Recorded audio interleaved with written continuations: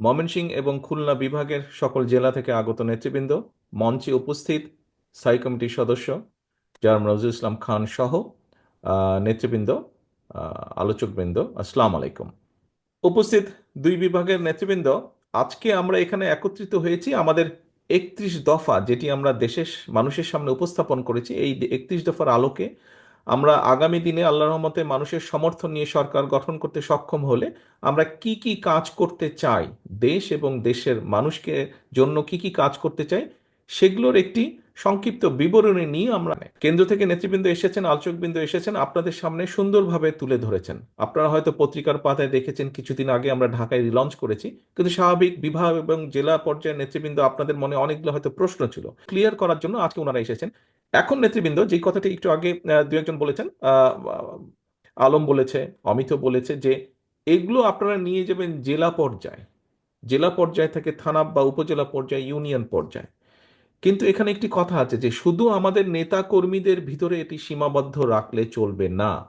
কারণ দেশ তো শুধু আমাদের দল দিয়ে না, দেশ শুধু আমাদের দলের নেতা কর্মীদেরকে নিয়ে, দেশ হচ্ছে দেশের মানুষকে নিয়ে। দেশের মানুষকে, এই যে প্রায় 20 কোটি মানুষ দেশে, এই সকল মানুষের জন্যই এই দেশ, মানুষকে নিয়ে এই দেশ। কাজেই আপনি যদি দেশের জন্য করতে চান, দেশের মানুষের জন্য করতে চান, তাহলে এইগুলা আমাদেরকে নিয়ে যেতে হবে মানুষের কাছে। আমরা এই করতে চাই, কৃষকের জন্য এই করতে চাই, আমরা শিক্ষকদের জন্য এই করতে চাই, নারীদের জন্য এই করতে চাই, শিশুদের যা বা আগামী প্রজন্মের জন্য আমরা এই করতে চাই, অর্থাৎ প্রত্যেকটি সেক্টরে যুবকদের জন্য কি করতে চাই, কর্মসংস্থানের জন্য কি করতে চাই, সবগুলো বিষয় আপনারা তুলে ধরবেন। হ্যাঁ, অনেকে হয়তো বলতে পারেন এর মধ্যে সকল বিষয় নেই, হতে পারে এর মধ্যে 100% বিষয় নেই, কিন্তু এর মধ্যে অনেক কিছু আছে। মোটামুটিভাবে গাইডলাইন একটি আছে। দেখুন নেতৃবৃন্দ, আমরা কাউকে ছোট করার উদ্দেশ্যে বলছি না, তবে এটাই তো বাস্তব। আমরা দেখেছি গত কিছুদিন যাবৎ সমাজের অনেক ব্যক্তি অনেক সংস্কারের বিষয়ে কথা বলছেন, যারা 3 মাস বা 4 মাস বা এমনকি 5 মাস আগেও, 6 মাস আগেও যারা সংস্কার নিয়ে কোনো কথা বলেনি। কিন্তু বাংলাদেশ জাতীয়তাবাদী দল, আপনাদের দল বিএনপি, এই সংস্কারের কথা আজকে থেকে 2 বছর আগে বলেছে, যখন আমরা জানতাম না স্বৈরাচারের পতন কবে হবে, কবে স্বৈরাচার পালিয়ে যাবে এই দেশ থেকে, এরকম যখনও পরিষ্কারভাবে আমাদের সামনে কিছু ছিল না, আমরা সেই সময় বলেছি। অর্থাৎ বিএনপি সত্যিকার ভাবে, যে আমরা হয়তো অনেক কিছু অতীতে যখন দেশ পরিচালনার সুযোগ ছিল আমাদের হাতে, হয়তো সবকিছু যা যা বলেছি আমরা করতে পারিনি, হয়তো অনেক কিছু করতে পারিনি, অনেক কিছু করেছি, আবার অনেক কিছু করতে পারি। কিন্তু তারপরেও বিএনপি যে দেশের কথা চিন্তা করে, দেশের মানুষের কথা চিন্তা করে, এবং চিন্তা করেই যে এই যে 31 দফা বা সংস্কার প্রস্তাব দিয়েছে 2 বছর আগে, এটাই প্রমাণ করে যে বিএনপি দেশ এবং দেশের মানুষের কথা চিন্তা করে। আপনারা যদি পত্রপত্রিকার মধ্যে খেয়াল করে থাকেন, দেখবেন আজকে তো আপনারা নিজেরাই শুনলেন, দেখলেন, আলোচনা করলেন। নিশ্চয়ই আপনারা যদি একটু চিন্তা করে দেখেন যে গত 1.5-2 মাস 3 মাস ধরে যারা অনেকে সংস্কারের কথা বলছে, আমরা এই 31 দফার ভিতরে যা যা বলেছি, কম বেশি তারা কিন্তু সেই কথাগুলোই বলছেন, এর বাইরে খুব একটা যাবার কোনো রাস্তা নেই। আমরা এই 31 দফাটা প্রথমে 27 দফা হিসাবে দিয়েছিলাম। তার পরবর্তীতে আমাদের সাথে যে সকল রাজনৈতিক দল আন্দোলন করেছেন, যারা আন্দোলন আমাদের সাথে করেছে, সকল গণতান্ত্রিক রাজনৈতিক দল, যারা স্বৈরাচারের পতন চেয়েছে, যারা একটা বাংলাদেশ গঠন করতে চেয়েছে নতুনভাবে, সুন্দরভাবে, সেই সকল রাজনৈতিক দলকে সাথে নিয়ে আলোচনা করে পরবর্তীতে আমরা এটিকে 27 থেকে 31 দফায় নিয়ে এসেছি। কাজেই এই 31 দফা কিন্তু শুধু যে বিএনপির দফা তা না। আমাদের সাথে সমমনা বা যেভাবেই বলি না কেন আমরা, আমাদের সাথে যে রাজনৈতিক দলগুলো ছিলেন, অর্থাৎ বাংলাদেশের পক্ষের সকল গণতান্ত্রিক দলগুলোর চিন্তার ফসলই হচ্ছে এই 31 দফা। অর্থাৎ নট অনলি বিএনপি, এর সাথে আরো বহু রাজনৈতিক দলের চিন্তা সমন্বয়ে ঘটেছে এই 31 দফার মধ্যে। এখন প্রিয় সহকর্মীবৃন্দ, এই 31 দফা আমাদেরকে নিয়ে যেতে হবে, এটার পক্ষে মানুষের সমর্থন আমাদেরকে আদায় করতে হবে। এই কাজটি আপনাদেরকে কষ্ট করে এই কাজটি করতে হবে। শুধু এই চার দেওয়ালের ভিতরে আজকে 31 দফা রেখে দিলে চলবে না।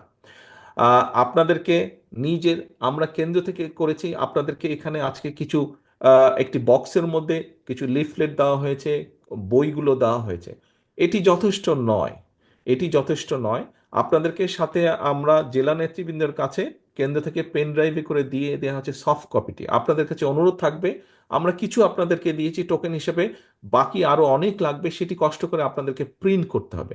তবে অবশ্যই এখানে জেলা পর্যায়ে যারা নেতৃবৃন্দ আছেন, আপনাদেরকে এখন পরিকল্পনা নিতে হবে কিভাবে আপনারা উপজেলায় করবেন, উপজেলার নেতৃবৃন্দকে সাথে নিয়ে জেলা নেতৃবৃন্দ পরিকল্পনা করবেন কিভাবে আপনারা ইউনিয়ন পর্যায়ে চলে যাবেন, সেটি আপনাদেরকে পরিকল্পনা করে গ্রহণ করতে হবে, অর্থাৎ মোট কথা মানুষের কাছে পৌঁছে দিতে হবে। প্রিয় সহকর্মীবৃন্দ, আমরা সবসময় একটি কথা বলি, বা বিএনপির সকল ক্ষমতার উৎস জনগণ। আমাদের কিছু কিছু নেতৃবৃন্দ, কিছু কিছু কর্মী, কিছু কিছু সহকর্মীর মধ্যে একটি চিন্তা ঢুকে গেছে যে এখানে সাগর বোধহয় খুব সম্ভব বলেছিল খুলনা থেকে, যে আমরা ক্ষমতায় গেলে, কিছু কিছু সহকর্মীর মধ্যে ঢুকে গেছে এমন একটা ভাব যে আমরা ক্ষমতায় বোধহয় চলে যাচ্ছি বা চলে গিয়েছি। সহকর্মীবৃন্দ, আপনাদের সকলকে আমি অনুরোধ করব, একই সাথে আপনাদের সকলকে আমি দৃঢ়ভাবে বলবো, আমরা ক্ষমতায় যাইনি। আমরা ক্ষমতায় যাব কিনা আমরা জানি না।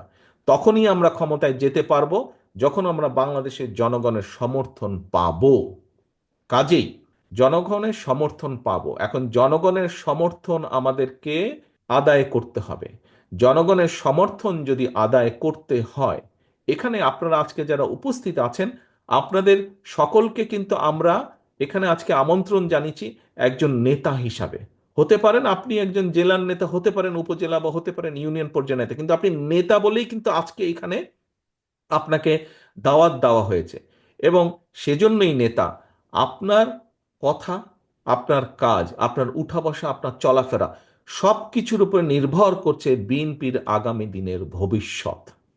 বিএনপির আগামী দিনের ভবিষ্যৎ, আপনি বিএনপিরই হন না কেন, আপনি ছাত্রদলেরই হন না কেন, আপনি যুবদল, স্বেচ্ছাসেবক, কৃষক দল, মহিলা দল, যেই দলের নেতাই হয়ে থাকুন না কেন, আপনাকে মানুষ এক বাক্যে চিনে বিএনপি হিসাবে।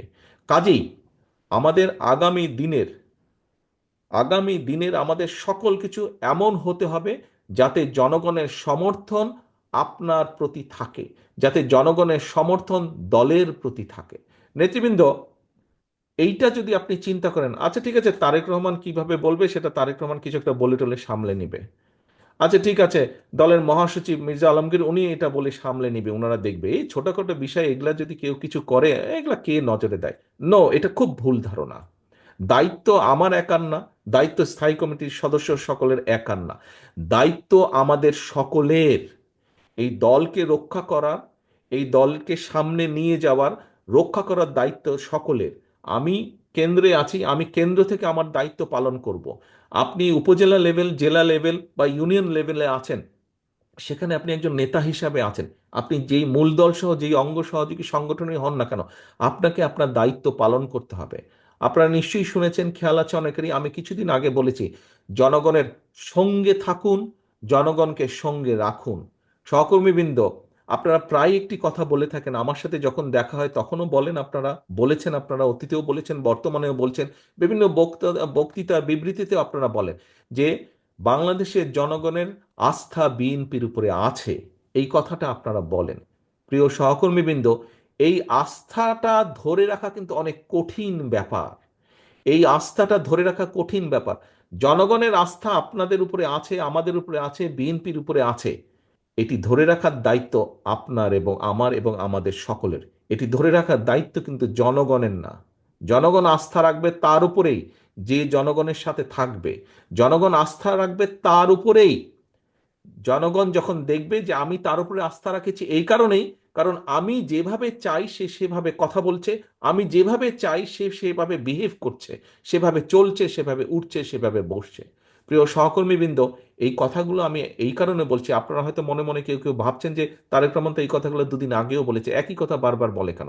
একই কথা এই জন্য বারে বারে বলছি সহকর্মীবৃন্দ, আগামী দিনে যে নির্বাচনটি আসছে, আগেও বলেছি, আজও আপনাদের সামনে আমি তুলে ধরতে চাই পরিষ্কারভাবে।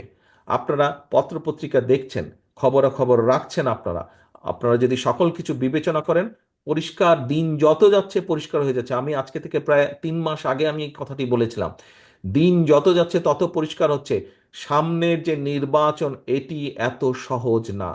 আমি আমার রাজনৈতিক, আমার থেকে এখানে অনেক অভিজ্ঞতা সম্পন্ন সহকর্মীবৃন্দ আছেন, অনেক মুরব্বী নেতৃবৃন্দ আছেন।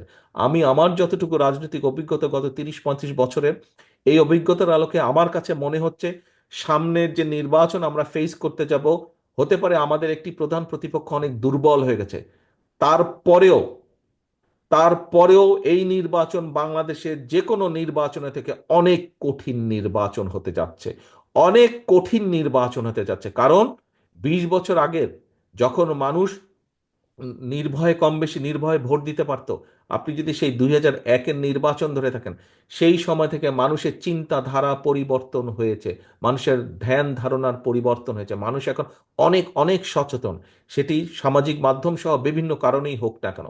কাজেই সহকর্মীবৃন্দ, কেউ যদি মনে করেন যে আপনার এলাকার কোনো কিছু আপনাকে এফেক্ট করছে না, আরে এটা কেউ জানবে না, এইটি ভুল ধারণা সম্পূর্ণভাবে, মানুষ জেনে যায়। কাজেই আমাদেরকে, আমরা যদি কেউ কোনো বিগত 3-4 মাসে ভুল করেও থাকি, আপনার আশেপাশের নেতাকর্মীরা যদি কেউ ভুল করে থাকে, প্রিয় সহকর্মীবৃন্দ, একজন নেতা হিসাবে আপনার এটি অবশ্যই অবশ্যই দায়িত্ব তাদেরকে সঠিক পথে নিয়ে আসা, তাদেরকে সচেতন করা, তাদেরকে সতর্ক রাখা। আসুন, আমরা যে 31 দফা আজকে আপনাদের সামনে উপস্থাপন করেছি, আপনারা নিজেরা বসে সারাদিন আলোচনা করেছেন, এই 31 দফাকে যদি আমাদের সফল করতে হয়, যে কোনো মূল্যে জনগণের সমর্থনকে আমাদের পক্ষে রাখতে হবে। আমরা প্রায় বলে থাকি যে অমুক একটি দল আছে, তারা তো এই কাজ করে যাচ্ছে। ভাই, কমপ্লেন করেন কেন? ওরা যদি এই কাজ করে যাচ্ছে, ভিতরে ভিতরে এই কাজ করে যাচ্ছে, তো আপনি কেন করতে পারছেন না এই কাজ? আপনাকে আপনার দলের পক্ষে পরিকল্পনা নিতে হবে, আপনাকেও কাজ করতে হবে, কমপ্লেন করা চলবে না।